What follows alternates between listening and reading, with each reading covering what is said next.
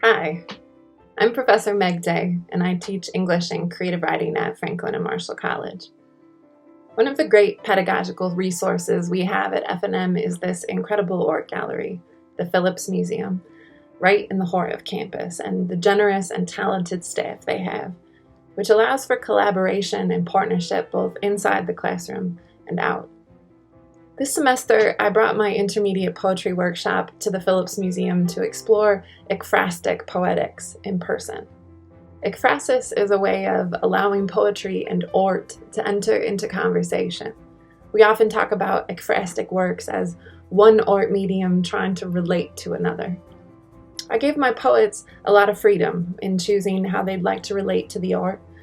After a great introduction to the collection and a brief tour through the available gallery, the poets were encouraged to choose a piece they felt drawn to and to spend some time with it, to take note of what they were experiencing as they engaged with the work.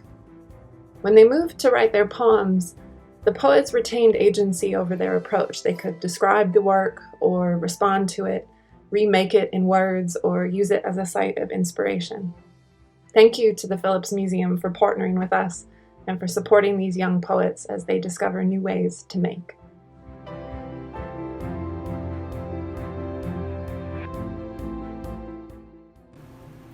Hi, my name is Lena Puterbaugh. I'm a senior at Franklin Marshall College.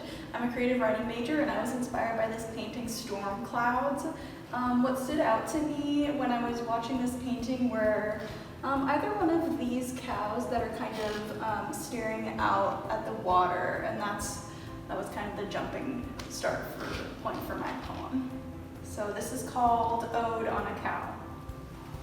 You are the grandfather, reading the newspaper on the veranda, reading, then staring, then reading some more.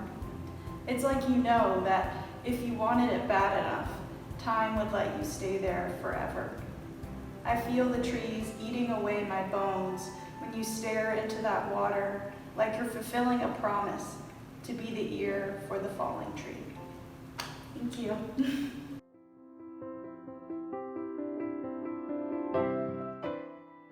My name is Connor Doak, and I'm a senior creative writing major here at F&M.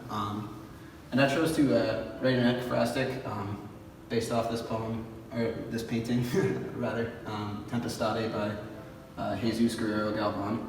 I was sort of drawn to it initially by this sort of just sense of doom that I sort of saw in the painting. It almost seemed like this ancient sort of strife that these people are being put through.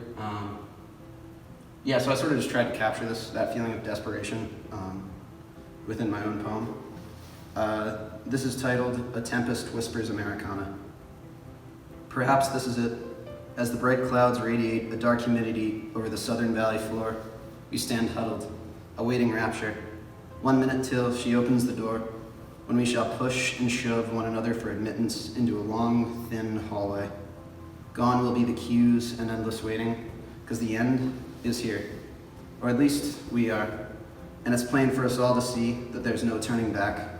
On our heads rests nothing but straw hats and shawls, neither of which can catch enough rain for the journey home. For if we're left stranded, we'll be hounded once more by the old nameless drought, anticipated again, like the rabid dog's tooth that sinks into our ankles, pulling us down so it can get at our throats. And what anyways is this home of which we hear faint whispers? Certainly not this barren desert we find ourselves in. We spell home in lowercase, us nomads, born in too close proximity to her raging tempest that swallows our houses yearly. For luck threw us into the wind and showed us a door, dangling salvation in front of our desperate eyes, then left us alone on our journey. But when we finally arrived, the door was closed. We're told to enter, first must fight for entry. The green maiden goddess watches from afar with voyeurist delight, her statuesque gaze a pale green mist transmuted above the bright cloud. Her agent luck cusses and barks at a hard-driving storm, while she whispers in our ears. Tells fathers to pawn babies, brothers to condemn brothers, mothers to leave behind only daughters, warn others they'll be killed by sons. But those of us who make it, we press our faces against the windowless walls so kindly provided us. But while it is dark, no room to spare, we're finally here. Though we're now told to to follow traces of laughter further down the rainless corridor. O venerable mistress, can hear you clearly now. I take heed your first lesson, though I wonder if I'll see it again, the sun or even its shine, because where we're heading, only brief glimmers are permitted to splash out from your shadowy mountainside. Thank you.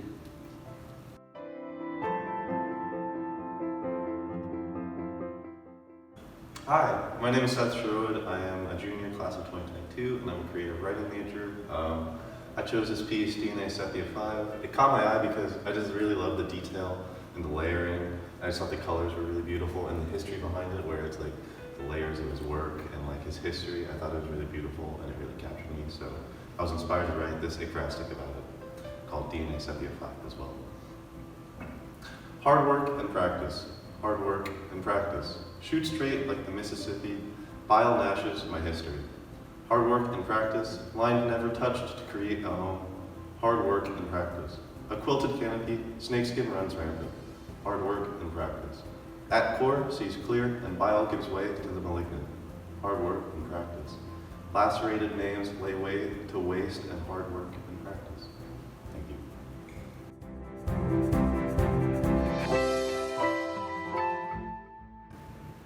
Hi, my name's Jeremy Mauser. I'm a junior double majoring in creative writing and Spanish, and I was drawn to Fair Family Tree because of the fluid motion between the branches that I seem to see in this still image, and it made me reflect on my family tree and how we interact with each other, how we relate to one another in more of a fluid manner than what a standard family tree would suggest.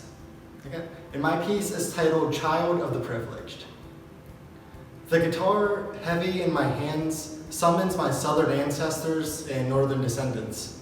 We encircle the tree that unites the living, the dead, and the not yet born, humming folk songs that bring forth our collective voice. The branches serve us, shielding us from a relentless storm and swaying to the music, offering nutrient after nutrient and caressing its grainy bark. We nurture it in return. Arm in arm, family and strangers alike sing the ballad. Artists from different centuries find one another. Stoic men sulk under the same lonely branch. Future grandchildren find dead grass and rotting roots that past generations failed to water. With a chorus comes outside strangers, lonesome spirits searching for their own song.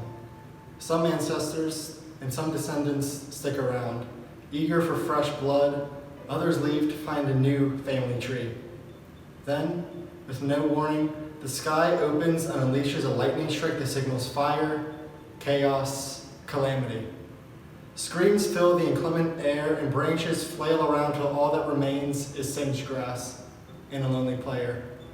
I, child of the privileged, strum to the tune of dying bark. I, singer for the tree, welcome the lightning and the fire. Thank you.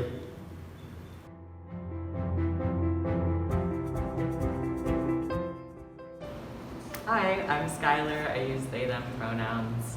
I am a senior. I am a special studies major, so like self-built major called Identity, Politics, and the Arts, which combines theater, creative writing, and sociology, and I'm a dance minor.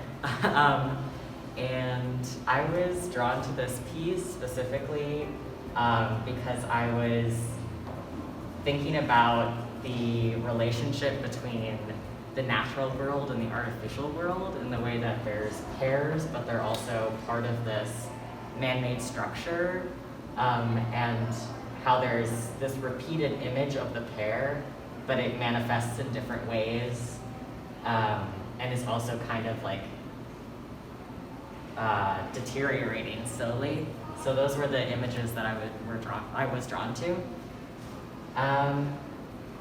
Yeah. So my poem is called Rotting Taste Buds. Delicious perceptions of juicy distortions, camouflaged cheeks full of sweet pollution, crumbling into fluorine. Scrumptious destruction motivates crisp satisfaction of teeth sinking into refreshing demolition. Colliding coexistence deteriorates all Earth builds without us. Extinction grows on trees and lingers on skin. The all-consuming taste of a dying planet sits on anxious tongues as we meld into the inevitability of disappearance. Mouths savor the flavor with loose lips, licking up last drops of life's fruits, rotting quicker than we can admit responsibility.